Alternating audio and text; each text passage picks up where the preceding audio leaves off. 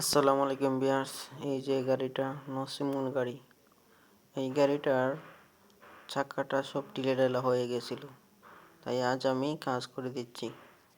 হাফসটা খুলে নিলাম, জ্বালাই করে হাফসের ভিতরটা আমি ভালোভাবে ভরে নিচ্ছি। চতুর্দিকে চাবির গাঁটও আছে ওটার ভিতর। তো প্রথমে ভরার পর আমি মেশিনে নিয়ে আসলাম, লেদে কাট করবো ভিতরটা।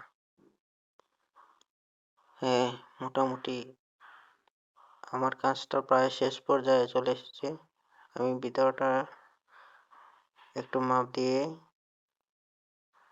তাদেরকে পুরো ভিডিওটা আমি দেখানোর চেষ্টা করবো। সবাই আমাদের পাশে থাকবেন এবং চ্যানেলটা সাবস্ক্রাইব করে দিবেন। অনেক কষ্ট করে আপনাদের সামনে কাজগুলো তুলে ধরি। তো দেখেন, মাপটা নিয়ে নিচ্ছি। আর একটু কাটলে হয়ে যাবে, তাই ফাইনাল কাটটা দিয়ে দিচ্ছি। তো আশা করি সবাই আমাকে সাপোর্ট করবেন, ইনশাল্লাহ ভালো কিছু উপহার দেব।